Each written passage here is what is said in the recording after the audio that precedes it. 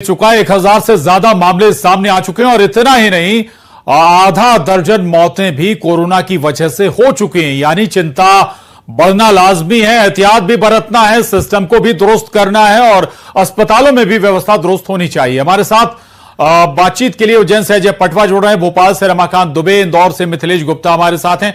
सबसे पहले उज्जैन का रुख करेंगे।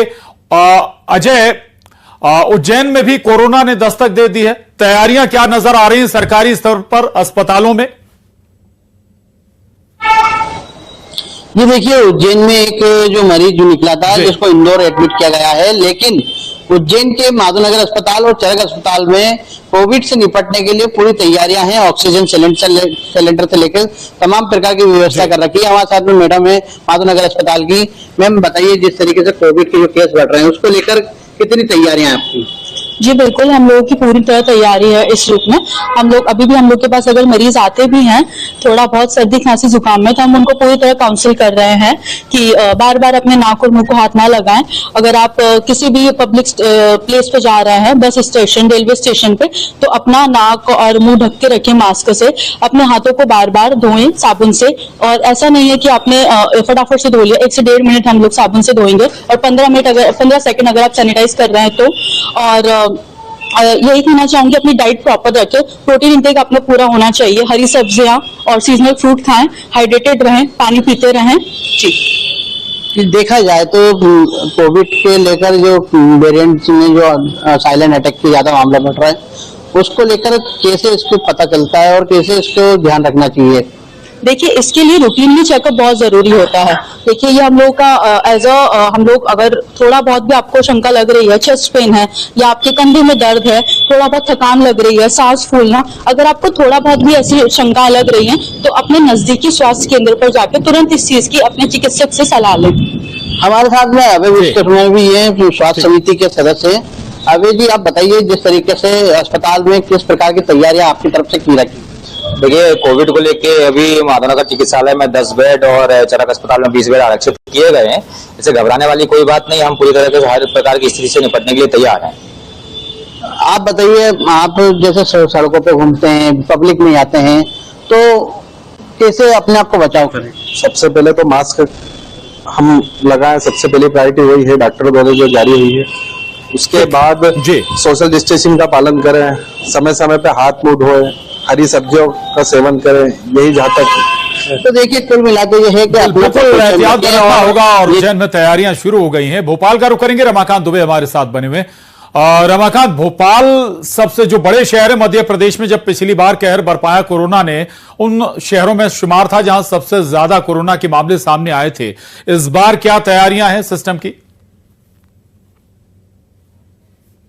जी प्रशांत, मैं सीधे लोगों से ही बात करता हूं और आपको जवाब यही लोग देंगे कि कोरोना एक बार फिर दस्तक देने लगा है देश में, प्रदेश में कई मामले सामने आ चुके हैं। क्या यहाँ प्रॉपर तैयारी है? क्योंकि पिछली बार भोपाल जो है वो कोरोना का हब बना हुआ था। देखिए, प्रॉपर तैयारी तो अभी भी नहीं है, ना शासन की तरफ से और ना ही अस्पतालों में। अभी भी सिर्फ भोपाल के एक ही अस्पताल में RT-PCR की जांच करी जा रही है, वो है एम्स।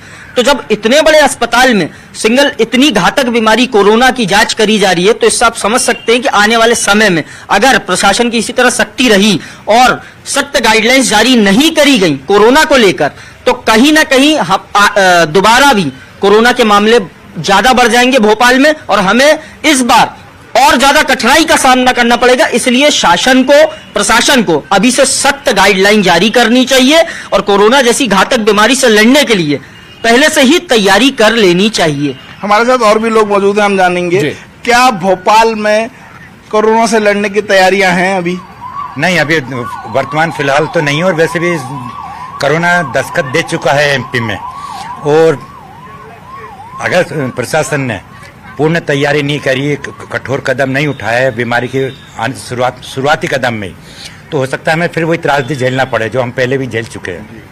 अभी आप लोग जैसे पब्लिक प्लेस पे जाते हैं तो क्या अपनी तरफ से कोई सावधानियां इस्तेमाल कर रहे हैं? मास्क लगाना या दूरी बरतना या ग्लव्स पहनना वगैरह? नहीं, अभी तो प्रशासन ने चेतावनी नहीं दी है, ना कोई गाइडलाइन जारी की है, इसलिए अभी वर्तमान में मैं भी बगैर मास्क के हूँ। समस्या यही है कि जब क्या क्या प्रशासन की चेतावनी देना या गाइडलाइन जारी करना ज्यादा जरूरी है? अगर हम रोज देख रहे हैं कि कोरोना के मामले बढ़ रहे हैं तो खुद से भी कुछ जो है सावधानियां बरती जानी चाहिए। सबसे पहले तो मैं सरकार से ये अपील करना चाहूंगा कि कुछ ऐसी गाइडलाइंस जारी करे, जैसे मास्क पहनना कंपलसरी करे, लोगों को जगह जगह इकट्ठा होने से दूर रखे, सैनिटाइजर का यूज कंपलसरी करे, और ऐसी जगह जैसे बस स्टैंड हो गए, रेलवे स्टेशन हो गए, एयरपोर्ट्स हो गए, वहां पे जो टेस्ट RT-PCR टेस्ट है वो कंपलसरी करे। आने जाने जो राहगीर है, जो भी ट्रेवलर आ जा रहे हैं, उनका सबसे पहले RT-PCR टेस्ट होना जरूरी है। बिल्कुल इन्फॉर्मेशन को या सरकार को जरूर रखनी चाहिए। लौटूंगा आपके पास, और लेकिन अवेयरनेस हमारी भी जरूरी है। इंदौर का रुख करेंगे मिथिलेश। इंदौर में अगर हम डेथ रेशियो बात करें, पिछले जब कोरोना का कहर आया था तो सबसे आगे था इंदौर, जहां सबसे ज्यादा जान कोरोना ने ली थी। अभी भी अगर हम जिक्र करें 6 कोरोना के मामले MP में आए, उनमें से 5 इंदौर में हैं। गंभीरता समझनी होगी मिथिलेश। बिल्कुल सही कहा आपने प्रशांत कि इंदौर में पिछली 2 लहर में सबसे ज़्यादा जो मौतें हैं, अगर प्रदेश की बात की जाए तो सबसे ज़्यादा इंदौर में हुई थी। हालांकि इस बार अभी तक जो कोविड के केसेस आए हैं उसमें कई लोग ऐसे हैं जो इंदौर के बाहर रहने वाले, इंदौर में उन्होंने जांच कराई थी, उनकी रिपोर्ट इंदौर में पॉजिटिव आई थी। लेकिन सरकारी दावे की बात की जाए तो तैयारियाँ बहुत हैं, लेकिन अब इंदौर की जनता कोविड को लेकर कितनी गंभीर है, सीधे उन्हीं से पूछते हैं। कोरोना को लेकर आप लोग कितने गंभीर नजर आ रहे हैं बढ़ते हुए मामलों को देखते हुए? सर, कोरोना के लिए तो ऐसा है कि अभी हमारे पास कोई गाइडेंस सरकार के द्वारा या प्रशासन के द्वारा कोई भी उसके लिए कार्यवाही नहीं की गई है। तो हम लोगों को तो ये भी पता नहीं है कि कोरोना के हमारे पास फिर से दोबारा महामारी लौट कर आ रही है, और अगर ऐसा ही चलता रहा तो महामारी को वही पुराना विकराल रूप धारण करने में समय नहीं लगेगा। क्योंकि हम जब देखते हैं, जब सरकार चुनाव आने के टाइम पर अपने प्रचार प्रसार के लिए सतर्क हो जाती है, तो उसी प्रकार सरकार जिसको योजनाएं देना चाहती है उनकी स्वास्थ्य की सुविधा भी सरकार की जिम्मेदारी बनती है, तभी वो लोग उस योजना का फायदा उठा पाएंगे। हम देखते हैं कि कोई भी योजना आती है, यूट्यूब पर सबसे पहले उस योजना का प्रचार दे दिया जाता है, मगर जब स्वास्थ्य सुविधा की बात आती है तो हमारे देश में उसके प्रति लापरवाही बरती जाती है।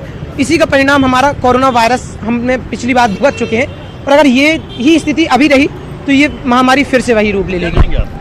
मेरा यह कहना है कि अगर सरकार, सबसे जरूरी इसके लिए सरकार है, क्योंकि सरकार ही इस जागरूकता को फैलाएगी, और अगर सरकार कुछ काम नहीं कर रही है तो यह सरकार की लापरवाही है। क्योंकि आज के समय में शोभा यात्रा जैसे बैनरों का हर जगह इस्तेमाल किया जाता है ताकि उनका प्रचार हो, और क्या यह स्वास्थ्य के लिए भी जरूरी नहीं है कि इनका प्रचार के लिए? देखो ठीक है, चलिए अच्छी बात है, लेकिन अवेयरनेस हमारी भी जरूरी है। और अगर वाकई हालात ऐसे हो रहे हैं, लग रहा है, संकेत मिल रहे हैं कि कोरोना लौट रहा है, तो फिर हमें खुद सजग हो जाना चाहिए।